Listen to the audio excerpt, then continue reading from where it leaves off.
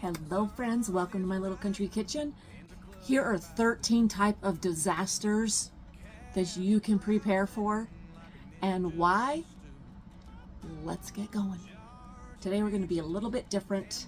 The reason I started this channel because I'm a foodie. I love food, I love to eat food, and I love trying new recipes, especially if it looks delicious. And yes, I do want to stick to mainly my food thing, whether it's in the garden or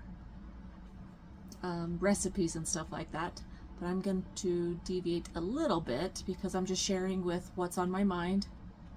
You know, disasters can include anything from a hurricane to a tsunami, volcanoes. Volcanoes are growing crazy right now, if you didn't know. I'll show you in the news.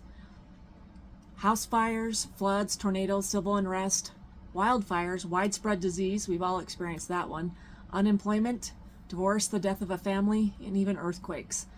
And since I've experienced at least 6 of those last ones out of 13, I'm going to tell you what I do to prepare and what I'm doing in the future so I can ensure the safety of my family and just have a little bit peace of mind. The saying that I like to say is, if ye are prepared, ye shall not fear. And I've been taught that my entire life. When I was a little kid, I had a 72-hour kit, and it would hang up in behind the front door. We had a little coat closet that had about, a dozen little hooks, and we just had a little backpack with the basics in there, right? Had a water bottle, something to munch on, usually a granola bar or something, food, a little bit of first aid, clothing, sometimes bedding, it just depended.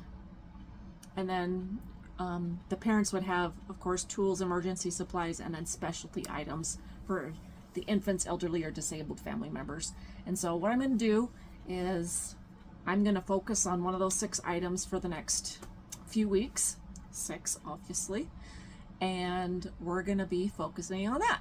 So the first item is water. It's very important. It's actually more important than food, because if you guys know the 3 rule, we can go 3 minutes without air. That's kind of important. 3 days without water and 3 weeks without food. And some say 3 minutes without hope.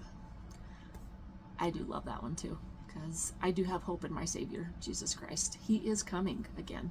I promise you that. And it's going to be a lot sooner than everybody thinks. But I digress. Let's get back to the water. So what we're going to focus on today. So the basics of water storage is at least 1 gallon of water per person for 3 days. So that's 3 gallons per person. Since we have a family of 3 here, so I need 9 gallons of water for at least 3 days. That'll sustain us for 3 days. Just this February, it froze, our pipes froze for 3 days, which is ironic. Let me show you how I prepared and what I did because I was prepared in lieu of that. So I didn't have to worry. Let me show you. If you're wondering where to store things, be creative. Look. Thank goodness I have 6 of these. I bought them from Costco. I believe they're about $5 to $7 a piece. And now I know that my family has drinking water. And this was empty with laundry detergent packs, but now I filled it with water. Now I can use that for cleaning. And under the cupboards, anybody do soda? We fill these with water. Now we have for washing, so we can wash our hands and or brush our teeth or wash dishes if we need to. So I had to do all 3 of those things: drinking water for 3 days, washing hands, brushing teeth, other personal hygiene, and of course washing dishes. I believe I pulled out my paper plates during that time because that was no fun, but we still had to cook, so we had to clean the pots and pans and the silverware, at least bare minimum. And thank goodness my Berkey back there, right there, that was completely full, so I didn't have to worry about that. And let's see, what else? Oh, I had all those drinking waters under the couch. I've had a couple more in my closet because I don't think that 1 gallon is enough per person. I can personally drink a gallon of water all by myself. So join with me in preparing. This is the first week. Hopefully go do your homework and go get 1 gallon of water per person per day. But honestly, I'm going to increase that to 3. It's 3 gallons per person per day. So I need 9 gallons of water just for myself for washing, cooking, cleaning, and drinking. Because who wants to be stinky either? Sometimes you can stink yourself out, right?